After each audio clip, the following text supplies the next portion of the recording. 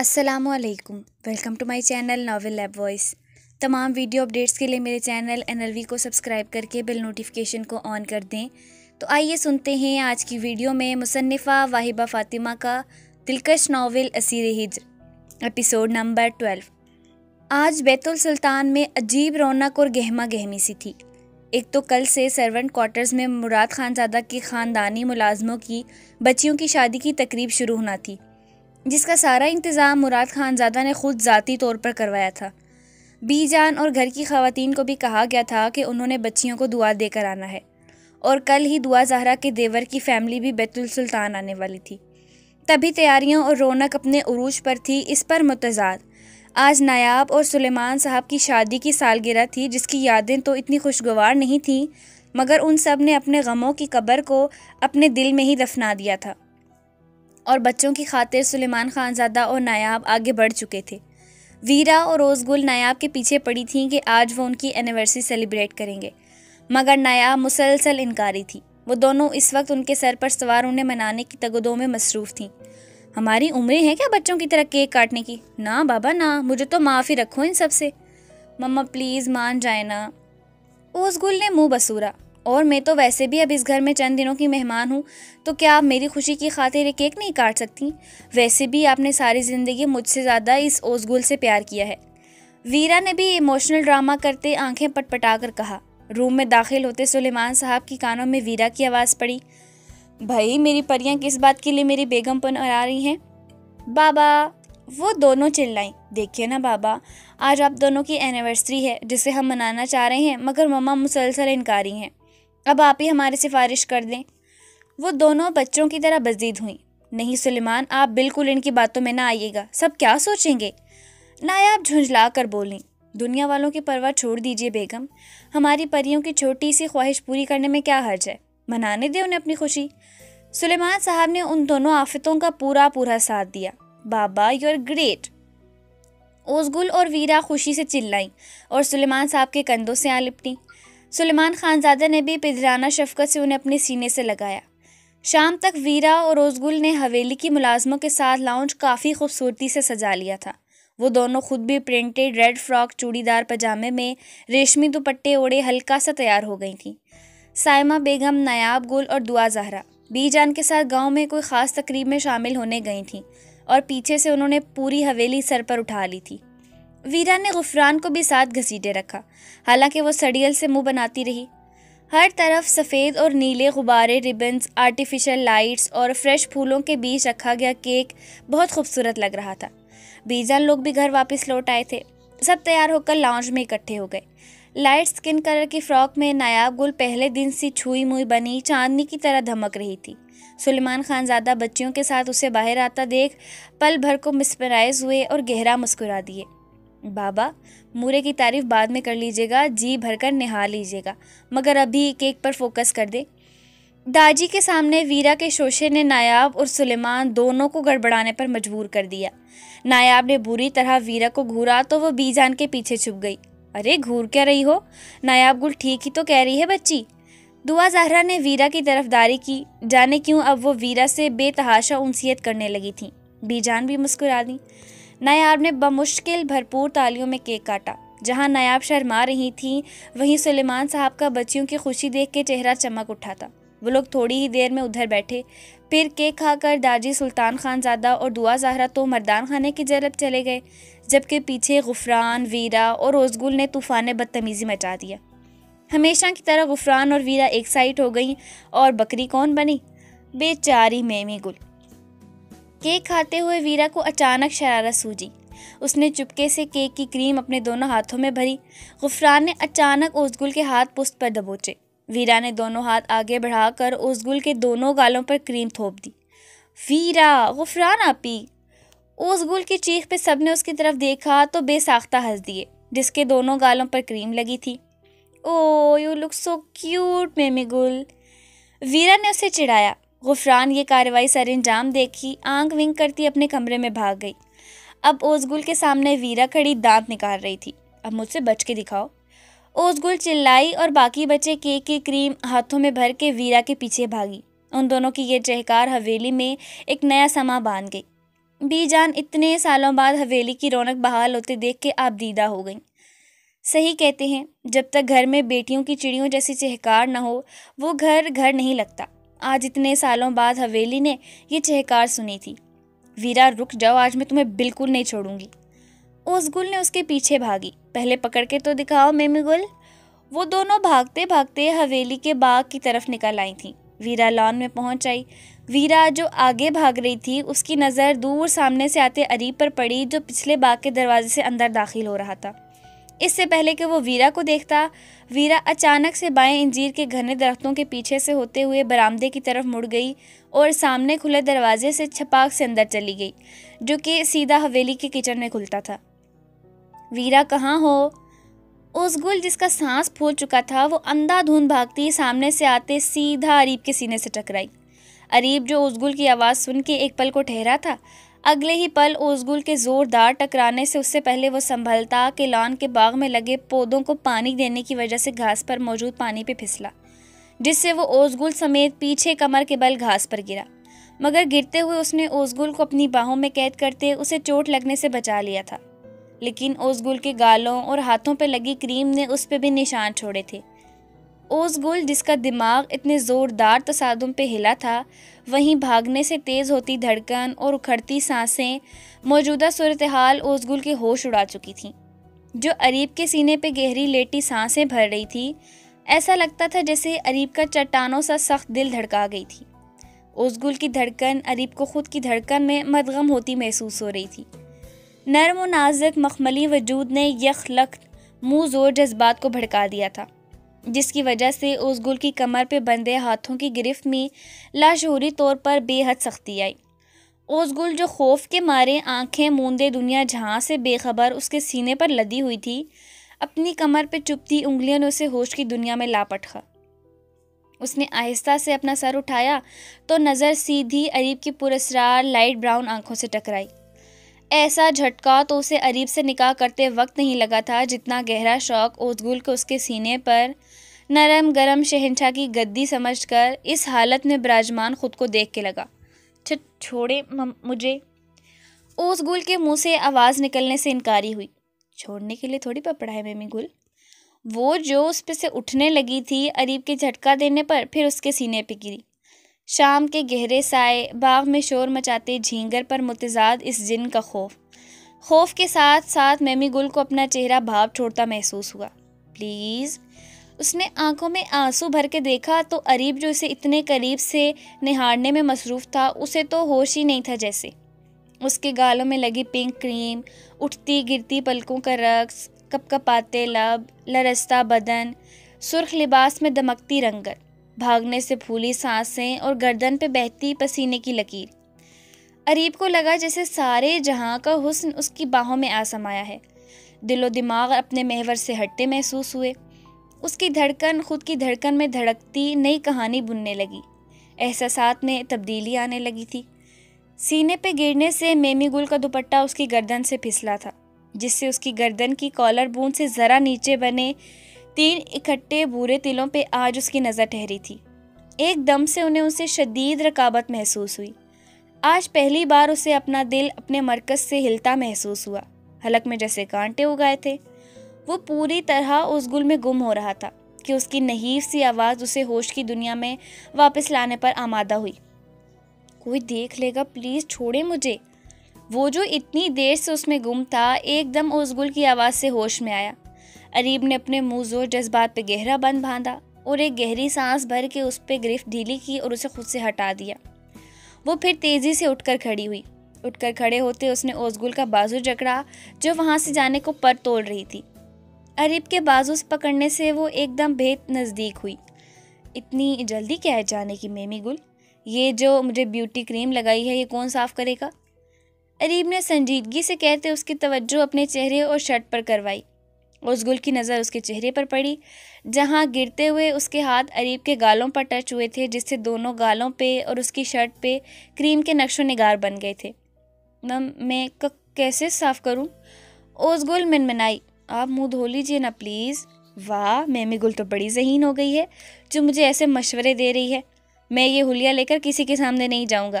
اب اپنے جن پیارے ہاتھوں سے یہ کریم لگائی ہے اسی طرح سے اتارو بھی، کم فاسٹ۔ اس نے لہجے کو مزید سنجیدہ کرتے اس کے رہے سہے اوسان خطا کیے۔ کیا؟ آپ پلیز میرے دوپٹے سے صاف کر لیں۔ اس نے دوپٹے کا پلو پکڑ کر اس کی جانب بڑھایا۔ اریب نے ایک نظر اسے اور ایک نظر اس کے ہاتھ میں موجود پلو پر ڈالی۔ او کم آن میمی گل، تمہیں لگتا ہے میں تمہاری بات مانوں گا؟ ہری آپ جلدی سے صاف کرو۔ وہ غرایا۔ اوس گل اس جن سے جائے فرار حاصل کرنے کا اور کوئی طریقہ سجھائی نہ دیا سوائے اس کی بات ماننے کے۔ تبھی اوس گل نے لرزتے ہوئے اپنا ہاتھ اس کے گال کی طرف بڑھایا۔ جیسے ہی اس کی انگلیاں اس کے بیئرڈ والی گال سے ٹکرائیں، اوس گل کے پورے وجود میں ایک سپاق سا ہوا۔ اس سے پہلے وہ اپنا فوراً ہاتھ واپس کھینچتی، اریب نے اس کا ہاتھ پکڑ کے اپنے گال پہ سہلایا، جس سے اسے مریضی کرنٹ سا لگا۔ وہ اس کے ایٹیٹیوڈ سے بے تحاشا گھبرا رہی تھی، جس کے عمل میں نرمی مگر آنکھوں میں عجیب سی پراسراریت سی تھی۔ اس سے پہلے وہ پیچھے ہٹتی، اریب نے ایک بازو اس کی کمر کے گرد باندھ کے اپنے قریب کھینچ لیا اور کریم والا ہاتھ اپنے ہاتھ میں پکڑا، جس کی انگلیوں کے پوروں پہ لگی کریم اپنے لبوں سے صاف کی۔ اوس گل کی ریڑھ کی ہڈی میں سنسناہٹ دوڑ گئی، حیا سے مخمور آنکھیں جھک گئیں، گال شرم سے تپ کر لال ہو گئے۔ وہ اوس گل کا لرزنا صاف محسوس کر سکتا تھا۔ اگر اس نے اسے سہارا نہیں دیا ہوتا تو اب تک وہ گر چکی ہوتی۔ یہ کیا کر رہے ہیں؟ پلیز کوئی آ جائے گا۔ اریب اس کی بات نظر انداز کر کے اس کے چہرے کی طرف جھکا۔ اس کی سانس سے اپنے چہرے پہ محسوس کرتے اوس گل اپنی آنکھیں سختی سے میچ چکی تھی، جبکہ اریب پہ تو آج اس کا نشہ سر چڑھ کر بول رہا تھا۔ آہستہ سے اس کے گالوں پہ لبی کریم بھی اپنے لبوں پہ چن لی۔ آئی! وہ سسکی۔ اریب کی یہ نرمی، یہ انداز اس کی ننھی جان کے لیے بہت بھاری تھا۔ اریب کے لب اس کا ایک ایک نقش چوم رہے تھے۔ اس کے گال شرم و حیا سے دہک اٹھے، ماتھے پہ ننھی ننھی پسینے کی بوندیں چمکنے لگیں۔ اس نے خود کو سہارا دینے کے لیے اس کا کالر سختی سے اپنی مٹھیوں میں بھینچ لیا۔ اریب کی آگ جیسی سانسیں اپنی گردن پہ محسوس کرتے ہی نہ جانے اس میں کیسی ہمت آ گئی کہ وہ اس کا حصار توڑ کر رخ پلٹ گئی اور اپنے دھڑکتے دل پہ ہاتھ رکھ لیا، جو پسلیوں سے سر ٹکراتا باہر آنے کو تھا۔ اریب جو اس کی گردن پہ بنے تلوں کو سزا دینا چاہتا تھا، اوس گل کے ایک دم رخ پلٹنے پہ یہ فسون ٹوٹا تو اس کے اندر کا حیوان جاگا۔ اس نے اوس گل کے گرد ہاتھ کا حصار کھینچا۔ ایک جھٹکا لگنے سے اوس گل کی پشت اس کے سینے سے ٹکرائی۔ آئندہ مجھے خود سے جھٹک کر دھتکارنے کی کوشش مت کرنا میمی گل، ورنہ میری سزا تم برداشت نہیں کر پاؤ گی۔ اریب اس کے کان کے قریب غرایا اور اس کے کان کی لو کو اپنے دانتوں میں دبایا۔ اس سے پہلے درد کی شدت سے وہ چیختی، اریب نے ایک دم اس کا رخ اپنی طرف موڑ کر اس کی سانسوں پہ پہرا بٹھایا تھا۔ اوس گل نے سختی سے آنکھیں بھینچ لی، جبکہ یہ لمس، یہ قربت ہمیشہ کی طرح جان لیوا اور ناقابل قبول تھی۔ اپنی مرضی سے وہ دور ہٹا اور اسے دیکھنے لگا، جو گہرے گہرے سانس بھرتی اس سے نظریں ملانے سے انکاری تھی۔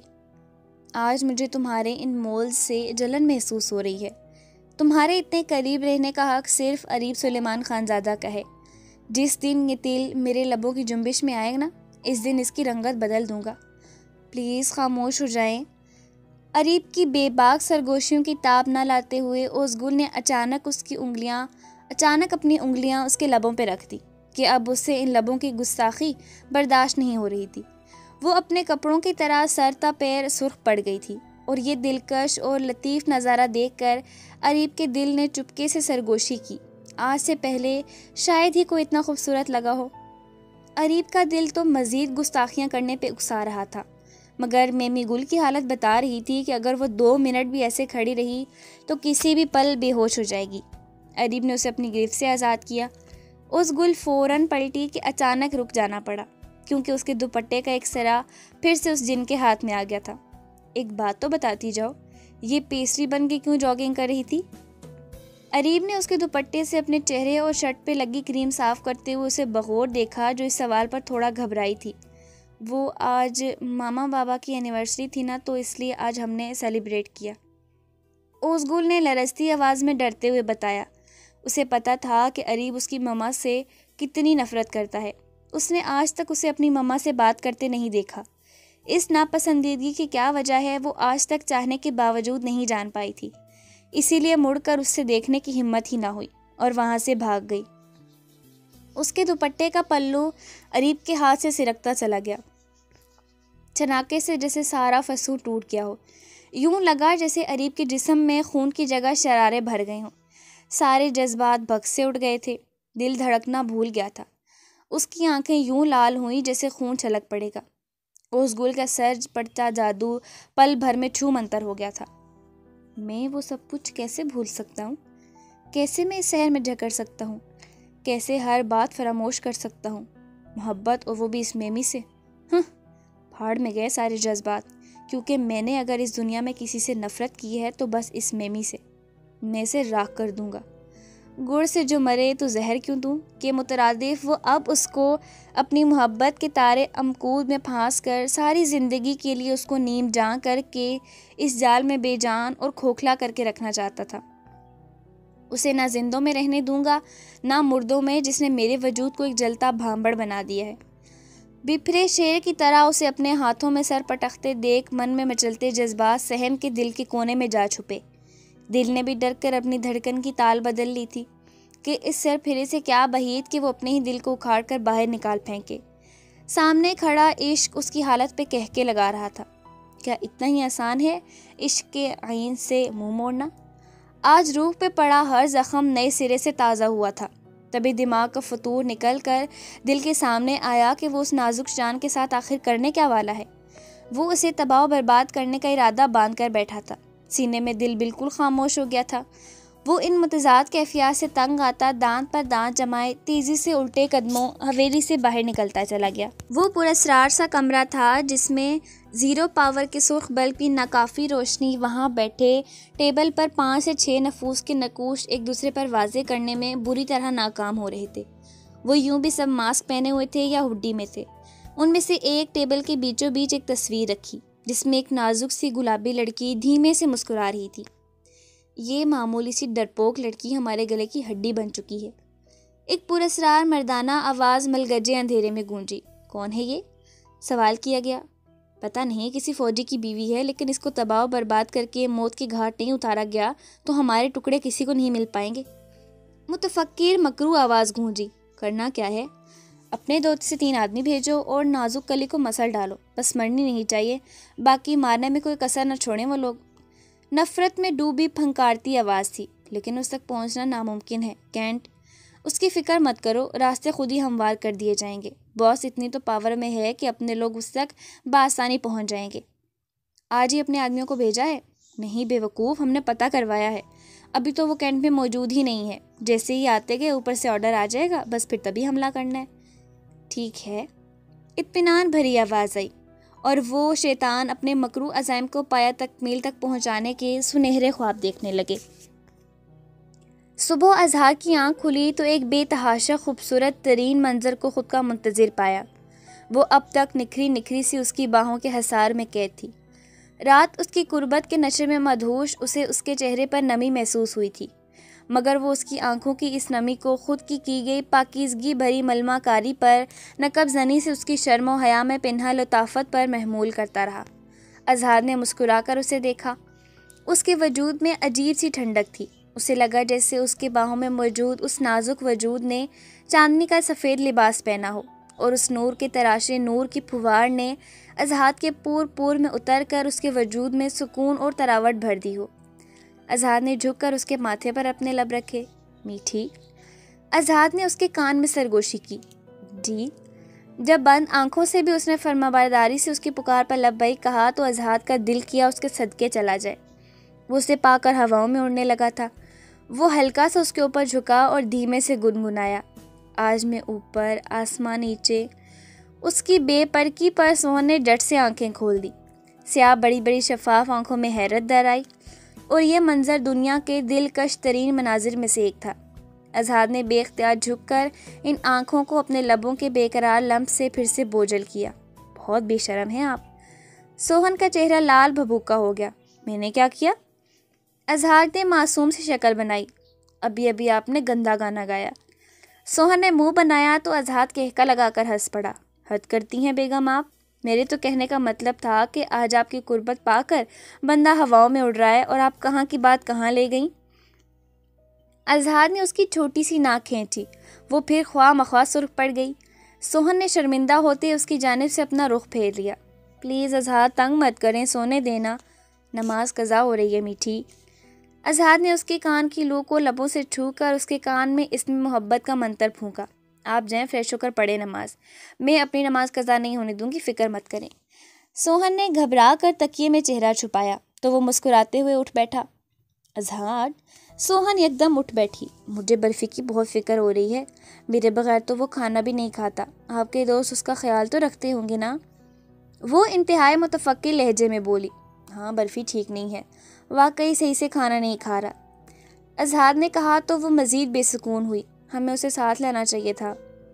سوہن نے مزید منہ بنایا۔ اچھا چلو اٹھو، فریش ہو جاؤ، پھر کچھ سوچتے ہیں اس کے بارے میں۔ اظہار کہتے واش روم کی جانب چلا گیا۔ دونوں نماز ادا کر کے پھر سے آرام کرنے کی غرض سے لیٹ گئے۔ ٹھنڈیانے کی یہ جان لیوا ٹھنڈ سوہن سے برداشت نہیں ہو پائی تھی، تبھی شام تک اسے شدید قسم کے ٹمپریچر نے آن گھیرا تھا۔ اظہار بے حد پریشان ہوا، اور وہ جو پورا ہفتہ گیسٹ ہاؤس میں گزارنے کا ارادہ رکھتا تھا، اب سوہن کو ساتھ لیے شام کو ہی ایبٹ آباد عادل کے گھر چلا آیا تھا۔ اسے میڈیسن دے کر سختی سے آرام کرنے کا بول کر اظہار عادل کے ساتھ باہر نکل گیا، اور وہ آرام سے لیٹ گئی۔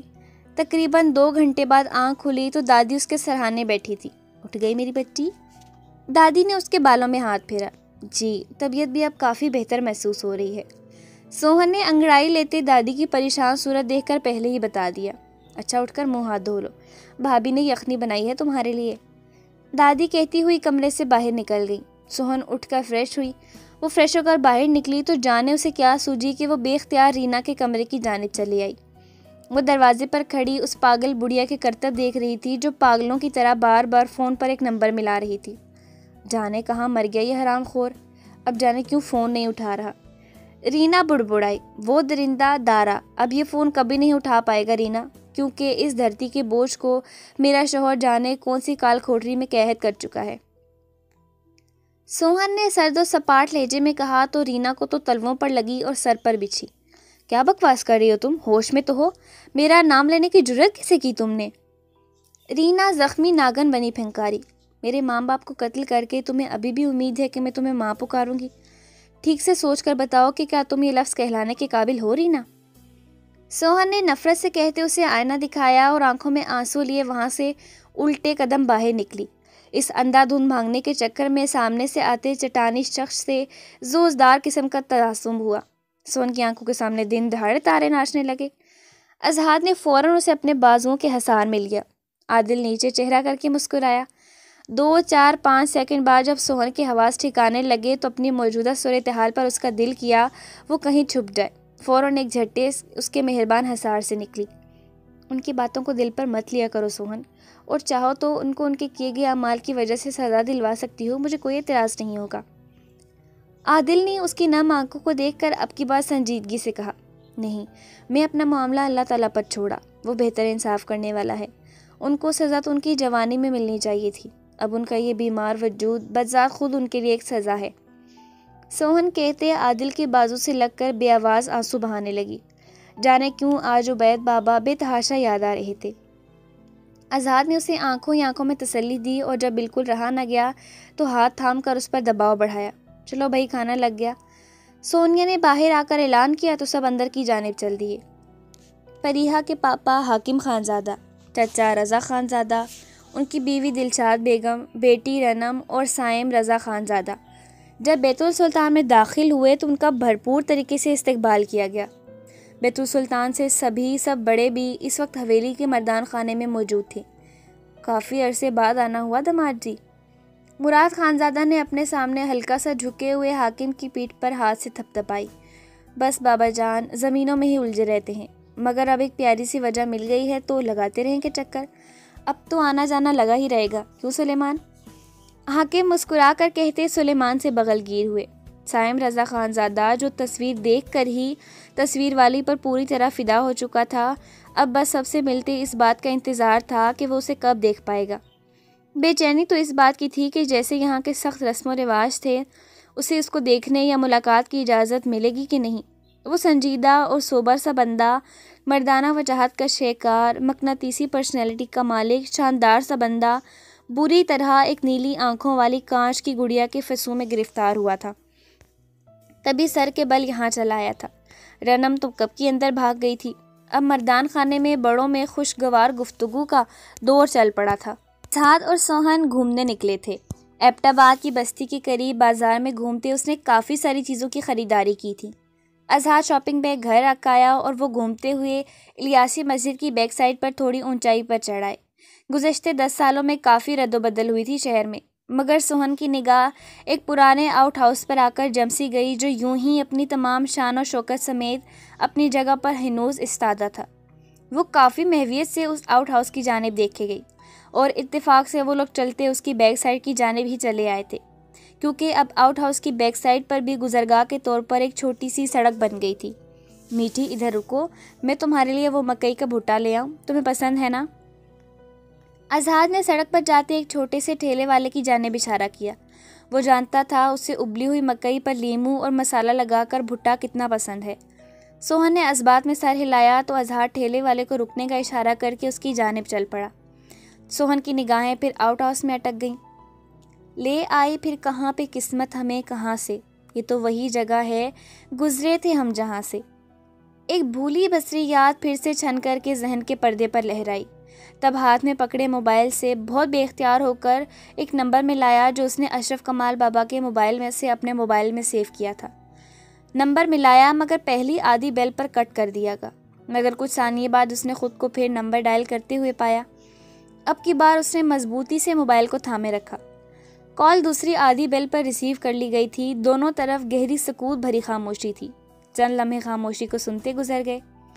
यशम सुल्तान जो अपने अपार्टमेंट की बालकोनी में खड़ा सामने मौजूद क्वार्टर की खाली बालकोनी को गायब दिमागी से देखे जा रहा था, फ़ोन की रिंग पर बुरी तरह चौंक कर फ़ोन की जानिब मुतवज्जे हुआ। मोबाइल निकाल कर देखा तो हैरत हुई। आधी बेल पर फ़ोन काट दिया गया। यशम ने एक सीने में उलझती गहरी सांस खारिज की, मगर अगले चंद सानिये बाद बजती रिंग से उसके हवास फिर से झुंझुना उठे। फ़ोन यस करके कान को लगाया। आखिरकार एक गंभीर भारी सोगवार आवाज़ समातों से टकराई, तमाम पैवंदकारी के ज़ख्म उधेड़ती चली गई कि ख़ुद को तो जैसे तैसे वक्त के सांचे में ढाल कर, समझौते की झट्टी में जलाकर, मुर्दा जज्बात को कुर्बानी की भटकती आग में कुंदन बना लिया था, मगर उस शख्स के नुकसान और ज़या का गम था जो पहले दिन सा दिल में रोज़े अव्वल की तरह कायम था। क्या बात है बर्फ़ी, ठीक तो हो? भारी आवाज़ में सदियों की थकन उतरी हुई महसूस थी। सोहन के गले में एक फंदा सा अटका, मगर 2-3 गहरे गहरे सांस भरकर ख़ुद को कंपोज कर गई। उस शख्स ने आज भी उसे सिर्फ महसूस करके जान लिया था कि फ़ोन सोहन ने किया है। गैस करें यश, मैं इस वक्त कहाँ पर मौजूद हूँ? लहजे में बशाशत तारी करने की कोशिश की गई। यशम को चुप सी लग गई। कैसी हो? सामने से सवाल किया गया। मैं उस वक्त इस जगह मौजूद हूँ जहाँ मेरी पहली मुलाकात दुनिया के एक बेहतरीन, मुखलिस, बेगर्ज और बेरिया इंसान से हुई थी। सोहन ने उसके सवाल को नज़रअंदाज करके कहा तो वो उसके मासूमाना अंदाज पर हल्का सा मुस्कुराया। और मेरी मुलाकात दुनिया की एक डरपोक, बुज़दिल तरीन मगर मासूम तरीन लड़की से हुई थी। यशम हल्के से मुस्कुराते हुए लहजे में कर्ब का एक जहान आबाद महसूस हुआ तो सोहन की शफाफ आंखों के कोने नम हो गए। कैसे हैं आप? गले में फंदा सा लगा मगर वो बमुश्किल पूछ ही बैठी। अब की बार यशम ने उसका सवाल नज़रअंदाज किया। गालिबन पहले मैंने पूछा था कि तुम कैसी हो बर्फ़ी। अब की बार यशम ने अपने लहजे में बशाशत तारी की। इतनी देर में अजहाद हाथ में भुट्टा लिया उसके करीब आकर बैठ गया। मैं तो बिल्कुल ठीक हूँ, सोहन ने मुस्कुरा कर कहा। तो मैं फिर भी ठीक हूँ, अपना ख्याल रखना, अल्लाह निगहबान। यशम ने कहते सोहन का खुदा हाफिज सुनकर कॉल डिस्कनेक्ट कर दी। सोहन ने मुस्कुरा कर फ़ोन नीचे किया। क्या हुआ, तुम रो रही थी? अजहाद ने उसकी आंखों में झांका। नहीं, मैं ठीक हूँ, सोहन ने मुस्कुरा कर कहा। लेकिन तुम्हारे बगैर बर्फ़ी ठीक नहीं है सोहन, वो अब कुछ खा पी नहीं रहा, बीमार हो रहा है। अजहाद ने संजीदगी से कहा तो सोहन तड़प उठी। मुझे फ़ौरन वापस जाना है अजहाद।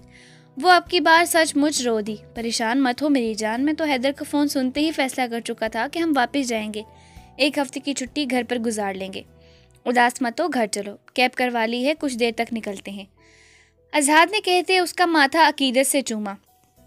सोहन ने आसवदगी से आंखें मूंद कर उसके लम्स में एक अनोखी पाकीज़गी रूह में उतरती महसूस की और फिर कुछ ही देर बाद वो लोग सबसे घुल मिल कर वापसी के सफ़र को रवाना हुए।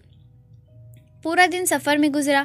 खारियाँ अपने क्वार्टर में पहुंचकर सिर्फ एक रात का सुकून मुयस्सर आया, मगर अगले ही दिन आज़ाद को हेड ऑफिस की जानिब से ऑर्डर मिले कि उसे किसी दूसरे क्वार्टर में शिफ्ट होना है। ये सुनकर सुहन के तो ओसान ही ख़ता हो गए थे कि बड़ी मुश्किल से यहाँ पर सेटिंग करके एडजस्ट हुई थी। अब फिर नई जगह, नया घर, नई सेटिंग, छोटी सी जान फिर से हलकान होने वाली थी। हुआ भी यही। अगला पूरी छुट्टी का हफ्ता नए घर में शिफ्टिंग, सेटिंग, एडजस्टमेंट में ही गुजर गया। दिन काफ़ी मसरूफ़ और थका देने वाले गुजरे, मगर इन दिनों में सोहन को जाने क्यों एक अजीब से एहसास ने अपने हिसार में रखा। वो एहसास क्या था, ये मुअम्मा जल्दी हल हो गया। मेरे बेरब्त ख्याल में क्या रखा है? मैं तो पागल हूँ, मेरी बात में क्या रखा है? बांध रखा है तेरी याद ने माजी से मुझे, वरना गुजरे हुए लम्हात में क्या रखा है? मेरी तकमील तेरी ज़ात ही से मुमकिन थी, तू अलग है तो मेरी ज़ात में क्या रखा है? यशम सुल्तान खानज़ादा कॉफ़ी के कड़वे कसीले घूंट भरता किचन से बाहर निकला तो सामने ही अपने ख़ानदानी जद्दी पुश्ती वफ़ादार मुलाजिम अकबर ख़ान को खड़े पाया। सलाम छोटे ख़ान, बड़े सेब ने हमको कहा कि हमको आपके पास रहना है, आपकी हिफाजत करना है। अकबर ख़ान ने अपने मखसूस लहजे में यशम के सामने खड़े होकर आजिज़ाना अंदाज़ इख्तियार किया तो वो मुबहिम सा मुस्कुराया। ठीक है छोटे ख़ान, हम ऐसे ही करेगा जैसे आप बोलेगी।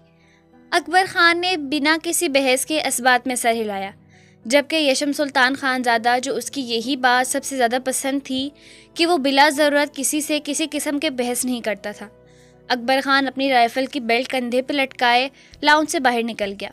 यशम सुल्तान खानज़ादा ने सोफ़े की पूँछ से सर टिका कर आंखें मूंद ली और जलती हुई आंखों को हाथों की उंगलियों से सहलाया। बात पक्की हुई तो मर्दान खाने में हर तरफ मुबारकबाद की सदाएं बुलंद होने लगी। सुलेमान खानज़ादा ने अपने हाथ से अंगूठी निकालकर साइम रज़ा खानज़ादा के हाथ में पहना दी, जबकि साइम की वालिदा दिलशाद और बहन रनम बीजान साइमा नायाब के साथ अंदर जाकर रस्म कर रही थीं। दिलशाद ने अपने हाथ से उतार कर वीरा को अपनी ख़ानदानी रिंग पहनाई। रस्म तय पाई तो रिवायत के मुताबिक हवेली में हवाई फायरिंग की गई। मेहमानों के लिए बहुत ख़ास दावत ताम का एहतमाम किया गया। दावत के बाद हाकिम खानज़ादा ने मुराद खानज़ादा से इजाज़त चाही। आखिर तक साइम रज़ा ख़ान को सख्त मायूसी का सामना पड़ा जब उसके लाख चाहने के बावजूद वो उसे रूबरू नहीं देख पाया, जिसे देखने की खातिर इतनी दूर तक चला आया था। आखिर उन्हें रुखसत होना पड़ा। मेहमानों को रुखसत करके मुराद खानज़ादा हवेली के सर्वेंट्स क्वार्टर में होने वाली शादियों की जानिब मुतवज्जे हो गए। आज मेहंदी की तकरीब थी। हवेली में जश्न का सा समा था। सरे शाम हवेली के पिछले हिस्से को दुल्हन की तरह सजा दिया गया था। एक तरफ मुकम्मल पर्दे के साथ ख़वातीन के लिए शादियाने का इंतज़ाम किया गया था और दूसरी जानिब मर्दान हजरात के लिए। जब तकरीब का आगाज़ हुआ तो बीजान, वीरा, उज़गुल और गुफ़रान के साथ तकरीब में शरीक हुईं। तीनों ने रिवायती लिबास पहना हुआ। गुफ़रान ने पैरेट, वीरा ने बेलू और उज़गुल ने मैरून फ्रॉक ज़ेब तन की हुई थी। वो तकरीब में बीजान के साथ शामिल अब स्टेज के सामने चेयर्स पर मेहमान खुसूसी बनी बैठी थीं। ढोल की थाप पर यहाँ डांस किया जा रहा था। आज मौसम बहुत खुशगवार था। बादल घिर घिर कर आ रहे थे। ठंडी यखबस्ता हवाओं ने बदन में एक फुरीरी सी दौड़ा रखी थी। रिवायती गीत गाए जा रहे थे और उन गीतों को सुनकर महफिल में मौजूद एक नाजुक सा वजूद दूर किसी और उलझन में उलझा हुआ था। दूल्हा वालों की ख़वातीन दुल्हनों को मेहंदी लगाने आई थी। तब दुल्हन वालों ने हंसी मजाक करते उनके साथ खूब हंसी ठठोल किया तो महफिल को चार चांद लग गए। उज़गुल एक रिवायती गाने के बोल सुनकर एक शख्स के बारे में सोचे गई। वो लाशऊरी में हर वक्त बस उसी को सोचती रहती थी। आज उसके गुलाबी लबों से मुस्कुराहट अलग ही नहीं हो रही थी। उस जालिम के सामरी के शर सा इश्क उज़गुल के सर चढ़कर बोलने लगा था। उसकी जालेदार बातें, नरमी, अकीदत से छूना उज़गुल को अपने शिकंदे में बुरी तरह फांसने लगा था। अब भी वो यहाँ होकर भी यहाँ मौजूद नहीं थी। तकरीब ज़ोरों शोर से जारी थी। बीजान शादी में दुल्हन वालों को तोहफ़े तकसीम कर रही थी और उसकी सुई उसी गाने में अटकी हुई थी, एक शख्स के हवाले में अटकी हुई थी। तकरीब के इख्तिताम पर बीजान ने वीरा, गुफ़रान और उसे मैट के साथ अंदर जनान खाने की जाने भेज दिया। वीरा और गुफ़रान मौसम की बदौलत टेरेस में भाग गईं, जबकि वो भारी रिवायती लिबास को संभालने में हलकान हो गई थी। रिवायती हल्की फुल्की ज्वेलरी, मगर माथे पर बड़ा सा झूमर। हल्के मेकअप में उसे अपनी तैयारी ही अपने लिए मौत नज़र आ रही थी। इसीलिए कुछ सोचते लबों को शर्मीली सी मुस्कान ने छू लिया। اپنے ہی کمرے کی مخصوص کھڑکی کی بیرونی طرف جان بوجھ کر رکی۔ خانم، مجھے وہ گانا تو سنائے جو آج آپ شادی میں دلہا والوں کو سنانے کے لیے گا رہی تھیں، مجھے بھی سیکھنا ہے۔ اوزگل نے شرارت بھرے انداز میں شبنم بی کو کہا۔ اچھا پھر چھوٹی بی بھی میرے ساتھ گائیں۔ کملی نہ لا اکھیاں اے خان تے خان ہوندے، اچیاں دکاناں تے پھکے پکوان ہوندے۔ شبنم بھی لہک لہک کر گانے لگیں۔ اوزگل کا نکرئی کہکا باہر کوریڈور میں گھونچا اور اندر وہ جو اسی کھڑکی کے پاس دیوار سے ٹیک لگائے اپنے موبائل میں مصروف اس کا انتظار کر رہا تھا۔ یہ سب جو اسے ہی سنایا جا رہا تھا سن کر اس میمی گل کی دیدہ دلیری اور جذبات کے مظاہرے پر اش اش کر اٹھا۔ ایک آئبرو خود بخود ہی اچکا لی۔ دروازہ کھلا۔ وہ اپنے ہوش ربا معصوم حسن لیے کمرے میں داخل ہوئی۔ ساتھ شبنم بی بھی تھیں کہ کمرے میں سے انہیں دھونے والے کپڑے لینے تھے۔ خانم، ایک مرتبہ پھر سے گائیں۔ اوزگل نے بغیر کمرے کی دائیں جانب کی لائٹ جلائے شبنم بی سے کہا اور ان کے ساتھ گانے لگی۔ کملی نہ لا اکھیاں اے خان تے خان ہوندے، اچیاں دکاناں تے پھکے پکوان ہوندے۔ ہتھاں اتے چائے کھلی آ تینڈے واسطے دل ماہیا، ساڈی مجبوری آ تینڈا کھل والا دل ماہیا۔ من دیا مرضیاں وچ او ڈھولا بڑے نقصان ہوندے، اچیاں دکاناں تے پھکے پکوان ہوندے۔ وہ جانتا تھا وہ اسے چھیڑ رہی ہے۔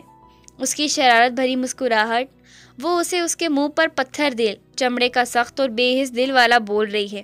مطلب وہ من مرضی کرتا ہے، مطلب سیدھا شیر کے حلق میں ہاتھ ڈالنے والی بات تھی، یہ جانے بغیر کہ وہ آج اسے اچھی طرح بتائے گا کہ یہ پکوان پھیکا ہے یا میٹھا۔ لیکن اس کے ساتھ وہ بے تحاشا چونکا تھا۔ ایک منٹ، کیا وہ یہ بھی کہہ رہی تھی کہ وہ اس کے لیے اپنے ہاتھوں میں اپنا دل لیے کھڑی ہے؟ شبنم بھی کپڑے لے کر چلی گئیں۔ اوزگل نے دھڑکتے دل کے ساتھ دروازہ بند کیا۔ قدموں کی بھاری قریب آتی دھمک کے ساتھ اس کا دل کانوں میں بجنے لگا۔ یہ گانا مجھے سنانے کے لیے تھا۔ پینٹ کی پاکٹس میں ہاتھ ڈالے اس نے میرون فراک میں موجود اس کی پشت کو دیکھا۔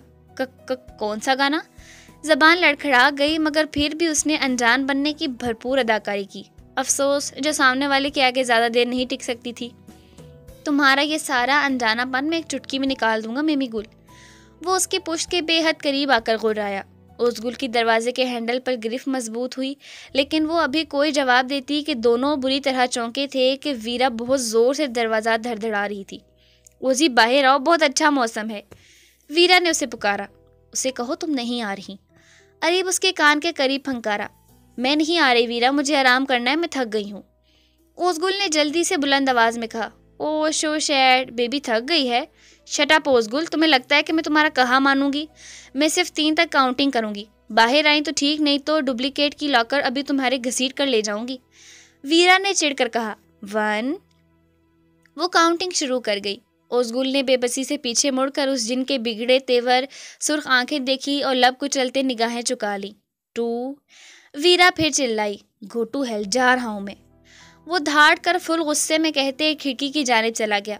اوزگل پھرتی سے کمرے سے باہر نکلی۔ ویرا شیطانی ہنسی ہنس دی۔ اب چلو، اسے گھسیٹ کر بالکونی پر لے آئی۔ باہر موسلا دھار میںہ برس رہا تھا۔ آج اسے بے موسمی بارش میں ویجا کو جانے کیا سوجی، وہ غفران اور اوزگل کو لیے حویلی کی بیک گارڈن میں چلی آئی۔ غفران کے چڑانے اور اوزگل کے منمنانے کو اگنور کر کے ویرا نے ان دونوں کو بارش میں کھینچ لیا تھا۔ ٹھنڈی بوندوں نے چہرے کو چھوتے ہی کپکپاہٹ طاری کر دی، مگر ویرا نے ان دونوں کو واپس جانے نہیں دیا۔ آدھا گھنٹہ بارش میں نہانے کی وجہ سے اب تو اوزگل کی کلفی جمنے لگی تھی، مگر ویرا کا ابھی اندر جانے کا بالکل موڈ نہیں تھا، نہ ہی وہ ان دونوں کو جانے دے رہی تھی۔ وہ تو بھلا ہو اینڈ ٹائم پہ ملازمہ بی جان کا بلاوا لیے چلی آئی کہ یہ بن موسم بارش بیمار کر دے گی، اس لیے اگر ٹانگیں نہیں توڑوانی تو جلدی اندر آ جاؤ۔ یہ سنتے ہی اوزگل جو پہلے ہی موقع کی تلاش میں تھی سر پٹ اندر بھاگی۔ اوزگل چھینکتی ہوئی روم میں آئی۔ وہ سر تا پیر بارش میں بھیگی ہوئی تھی۔ اچھو! ناک سکیڑتی ٹھٹھرتی ہوئی بنا ادھر ادھر دیکھے سیدھا ڈریسنگ ٹیبل تک آئی، اپنا بھیگا دوپٹہ اتار کر سائڈ پہ رکھا۔ بس دل کر رہا تھا جلدی سے گرم پانی سے شاور لے کر کمبل میں گھس جائے، اب تو اس کے دانت بھی بجنے لگے تھے۔ میرون کلر کے بھاری شارٹ فراک کے ساتھ ٹراؤزر پہنے جو بھیگنے کی وجہ سے جسم سے چپکا ہوا تھا، اس کے جسم کے نشیب و فراز ظاہر کر رہے تھے۔ اریب جو چاہنے کے باوجود کہ اس کے کمرے سے چلا جائے مگر جا نہیں پایا تھا، کب سے اس کے بیڈ پہ لیٹا اوزگل کا ویٹ کر رہا تھا۔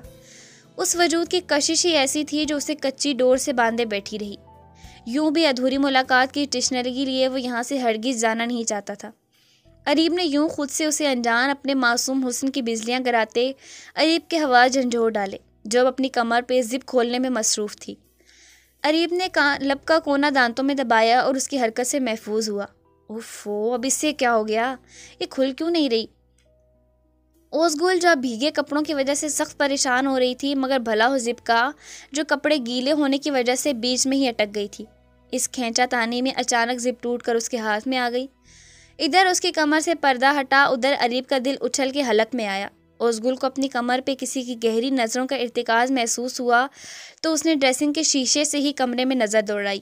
ہاں، اس سے پہلے اس کی چیخ سن کے سب کمرے میں چلے آتے، اریب نے سرعت سے ایک ہاتھ اس کی کمر کے گرد حمائل کیا اور دوسرا اس کے منہ پہ رکھا۔ اوزگل کی آنکھیں اس جن کو دیکھ کر پھر سے اپنے کمرے میں دیکھ کر پھٹی کی پھٹی رہ گئیں کہ اسے لگا وہ اپنے کہے کے مطابق جا ہو چکا ہوگا، مگر اس نے زپ ٹوٹتی بھی دیکھی ہوگی۔ یہ خیال آتے ہی اوزگل، جس کا پہلے ٹھنڈ کی وجہ سے چہرہ سفید پڑ گیا تھا مگر اب اس صورتحال میں چہرہ جیسے خون چھلکانے لگا، وہ اریب کی گریفت میں مچلی۔ اریب جو اس کے بھیگے سراپے کو دیکھ بن پیے میکدی کی سیر کرایا تھا، اس کے ہلنے پہ آنکھیں بھی شرارت سے مسکرائی۔ آج تو لگتا ہے میری گڈ لک ہے۔ آیا تو پھر سے منہ دکھائی دینے تھا، مگر آج تو منہ دکھائی کے ساتھ ساتھ کمر دکھائی بھی ہو گئی۔ مگر یہ کیا میمی گل، تمہیں کلر سینس بالکل نہیں ہے بھائی، سب میچنگ ہونا چاہیے نا۔ حالانکہ یہ تو میرا بھی فیوریٹ کلر ہے، مگر آج کے بعد تمہاری شاپنگ میں کیا کروں گا۔ اس کی حد درجے بے باک اور باتوں پر اوزگل کی تو وہ حالت تھی کہ زمین پھٹے اور وہ اس میں سما جائے۔ اریب نے آہستہ سے اس کے منہ سے ہاتھ ہٹایا۔ وہ آپ گئے نہیں، آپ کو شرم آنی چاہیے۔ اوزگل کو لگا وہ آج واقعی زمین میں سما جائے گی۔ بھائی شرم کیسی، اپنی بیوی کو ہی تو نہار رہا ہوں، اور وہ بھی پورے حق سے۔ اریب نے شیشے میں دیکھا، جس میں نظر آتی اس کی پتلی کمر پہ اس نے اپنی انگلیاں سرکائیں۔ میں کپڑے چینج کر لوں؟ اوزگل کے منہ سے آج آواز نکلنی محال تھی۔ ہاں تو بدل لو، بلکہ ایسا کرو میں تمہاری مدد کرتا ہوں، آج تمہارے کپڑے میں سلیکٹ کرتا ہوں فل میچنگ کے۔ اریب نے اسے چھیڑتے آنکھ دبائی تو اوزگل اس کی نگاہیں برداشت نہ کرتے اس کے سینے میں منہ چھپا گئی۔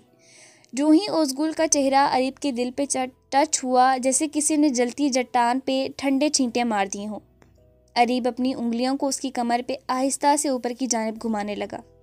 اوزگل جو اس کے حصار میں کانپ رہی تھی، اس جسارت پہ تو ایک دم اپنے اس کے کالر پہ ہاتھ جمائے، دل کی دھڑکنیں منتشر ہوتی، سینے سے ٹکرا کر پاگل ہونے لگیں۔ اریب نے دوسرے ہاتھ سے اس کی گردن پہ چپکے بال سرکائے تو سراہی دار گردن پہ پھسلتی بوندوں کو اپنے لبوں سے چن لیا۔ وہ بہکنے لگا تھا، اس کا نشہ سر چڑھنے لگا تھا، آج وہ اپنے اختیار کھو رہا تھا۔ اریب نے اپنا ہاتھ اس کی پشت کے خم پر رکھا تو اوزگل ایک دم جھرجھری لیتی اس کے حصار سے نکلی اور دیوار سے جا لگی۔ پلیز آپ جائیں یہاں سے، کسی نے آپ کو یہاں دیکھ لیا تو 1000 سوال اٹھیں گے۔ اریب جس کی آنکھیں بن پیے ہی سرخی چھلکا رہی تھیں، یوں اوزگل کا اس سے دور ہونا اسے غصہ دلا گیا۔ آج تو میں اس روم سے بالکل بھی نہیں جاؤں گا۔ اوزگل نے ایک ہاتھ سے کندھے سے فراک کو پکڑا ہوا تھا، وہ دیوار سے جا لگی۔ اوزگل دیوار سے لگی اسے باہر جانے کو کہہ رہی تھی، مگر یہ اریب غریب جن نے پہلے کبھی کسی کی مانی جو اب مانتا۔ اریب نے اپنے قدم اوزگل کی طرف لینے شروع کیے اور اس کے دائیں بائیں ہاتھ رکھ کر اسے اپنے حصار میں قید کر لیا۔ اوزگل کی نظریں اس کی شرٹ کے اوپری کھلے بٹنوں پر ٹکی تھیں اور اس کی نظریں اوزگل کے لرزتے ہونٹوں اور دل نشیں سراپے میں محو تھیں۔ یہ جادوگر اپنا سحر پھونکنے کو تیار تھا، اس کی آنکھوں میں آج اپنا عکس دیکھنے کو مچل اٹھا تھا، اپنی قربت کے رنگ اس کے گالوں پہ چمکتا دیکھنا چاہتا تھا۔ یہ ظالم سیاد اسے اپنی قید میں جکڑنے کو بے قرار تھا، اپنی محبت کا جال مکڑی کے جالے کی طرح اس کے گرد بن رہا تھا، یہ جانے بنا کہ جب اس کے دل میں عشق کے شین کا نزول ہوگا تب اسے اس شین کا تریاق دنیا کے کسی حصے میں نہیں ملے گا۔ وہ اوزگل کے گرد اپنا طلسم پھونک چکا تھا کہ آج پہلی بار اوزگل کے دل کی کلیاں چٹک رہی تھیں۔ وہ دیکھ سکتا تھا اس کے محبت کے جادو کا رنگ اس کے پور پر بکھرنے لگا تھا۔ وہ صاف محسوس کر سکا تھا کہ وہ اسے اپنا عادی بنا چکا ہے۔ وہ جانتا تھا کہ اوزگل کو معلوم تھا وہ آ جائے گا، تبھی کھڑکی کے پار بڑے اعتماد سے کھڑی وہ اسے چھیڑ رہی تھی۔ وہ اپنے مقصد میں کامیاب ہو رہا تھا، اس کی سانسوں کی روانی میں طغیانی آ رہی تھی۔ اس جن کی سانسوں کی مہک اپنی سانسوں میں گھلتی محسوس ہو رہی تھی۔ اس کی بے باک نظریں اوزگل کے نقوش کو چوم رہی تھیں۔ وہ آہستہ سے اس کے اوپر جھکا۔ اوزگل کا ایک ہاتھ اریب کے پیچھے کمر کی طرف شرٹ جکڑے ہوئے تھا، دوسرے ہاتھ کو بے ساختہ اس کے سینے پر رکھا۔ یہ اسے روکنے کی نازک سی کوشش تھی۔ اوزگل کے ہاتھ کے نیچے اس کی دھڑکن صاف محسوس ہو رہی تھی۔ وہ اوزگل کے کچھ بولنے سے پہلے ہی اس نے اپنے الفاظ لبوں پر چن لیے تھے۔ وہ اپنی سانسوں سے اس کی روح تک پہ حکمرانی کی مہر لگانا چاہتا تھا۔ اس کی شدتیں کسی موز و جذبات کا بند توڑ کے بہہ رہی تھیں۔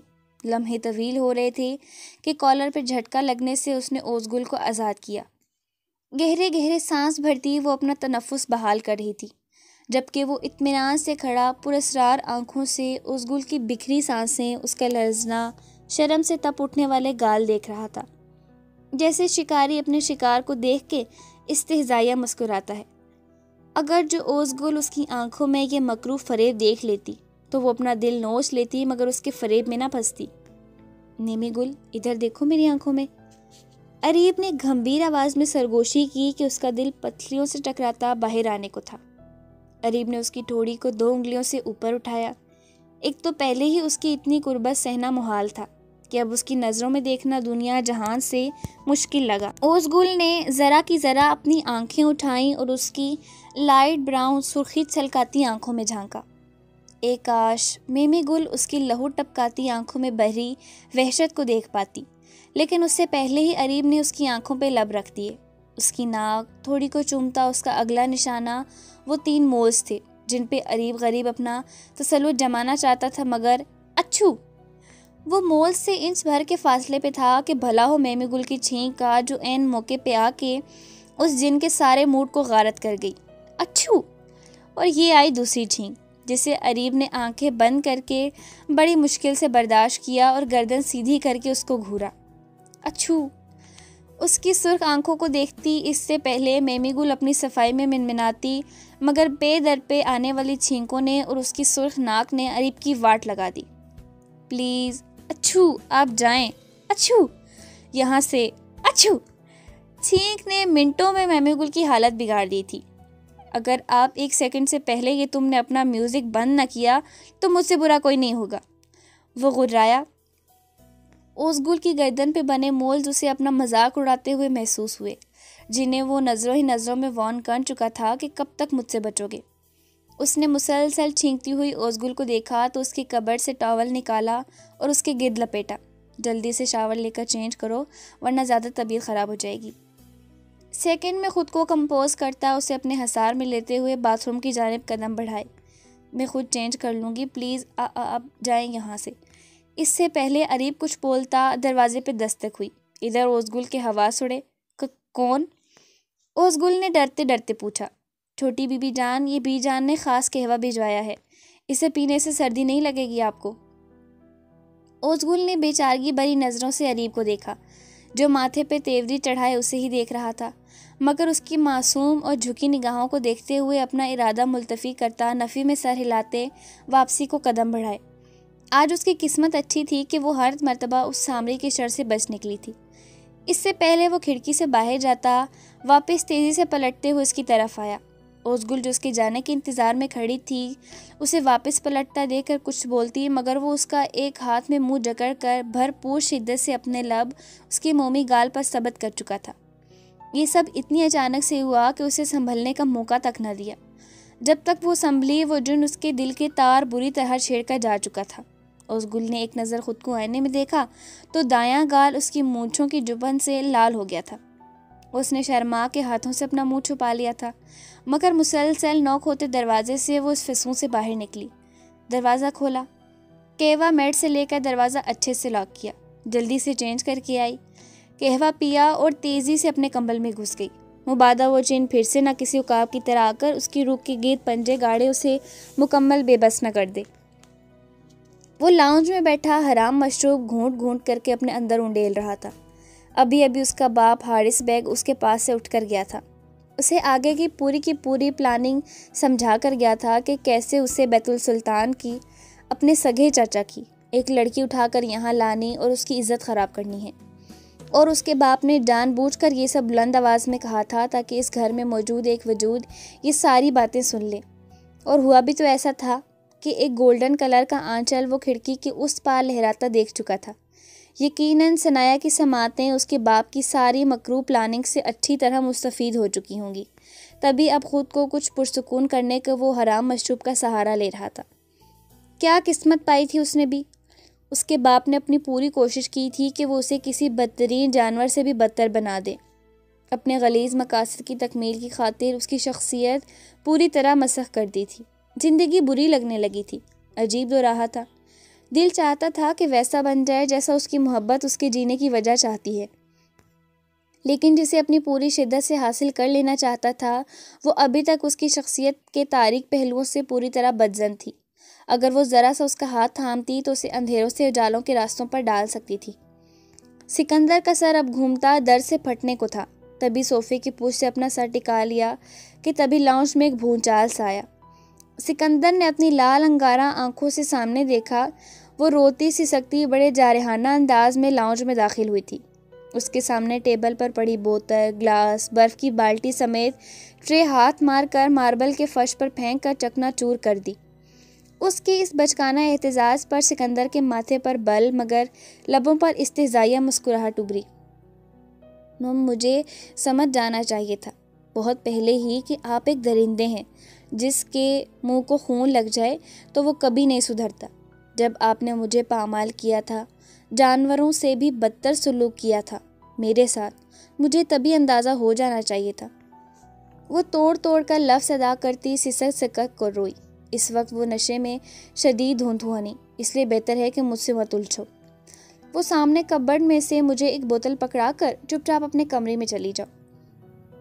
سکندر نے نہایت سنجیدگی سے اسے کہا تو ثنایا کے تن بدن میں جیسے بھانپڑ سے جلنے لگے۔ وہ لپک کر اس تک گئی اور ذرا جھک کر اس کا گریبان اپنی مٹھیوں میں دبوچ لیا۔ آپ اس قدر گھٹیا ہوں گے، میں نے سوچا نہیں تھا کہ اپنی ہی چچا زاد بہن کی عزت خراب کرنے کے ارادے باندھ کر بیٹھے ہیں۔ یہ سب کرنے سے پہلے آپ مجھے ابھی اور اسی وقت طلاق دیں گے، سمجھے آپ؟ وہ ہچکیوں سے روتی حلق کے بل چلائی، جبکہ اس کی ہمت اور جرأت کی اس شاندار مظاہرے پر سامنے والا اش اش کر اٹھا۔ سکندر نے بہت اچانک اسے کھینچ کر صوفے پر دھکیلا اور خود سیدھا ہو کر اس کو بازو سے دبوچ کر پوری طرح اس پر قابو پایا۔ سکندر نے جھک کر اس کی سانسوں پر پہرا بٹھایا تو ثنایا کو لگا اس کا دم نکل جائے گا۔ اس نے احتجاجاً اپنی پوری طاقت سے اپنے ہاتھ پیر چلانے کی کوشش کی، مگر اس قدر نشے میں ہونے کے باوجود وہ اس سے کئی گنا زیادہ طاقتور تھا کہ وہ اس کے شکنجے میں محض پھڑ پھڑا کر رہ گئی۔ وہ اپنی من مرضی کر کے ہی اپنی مرضی سے پیچھے ہٹا تو تب تک ثنایا کی سانس بری طرح پھول چکی تھی۔ وہ گہرے گہرے سانس بھرتی بگڑا تنفس درست کرنے لگی۔ سکندر نے اس کا چہرہ تھام کر اس کی آنکھوں میں آنکھیں ڈالی۔ جب مقابلہ کرنے کا حوصلہ موجود نہ ہو تو الجھنے کی ہمت نہیں باندھنی چاہیے ہنی۔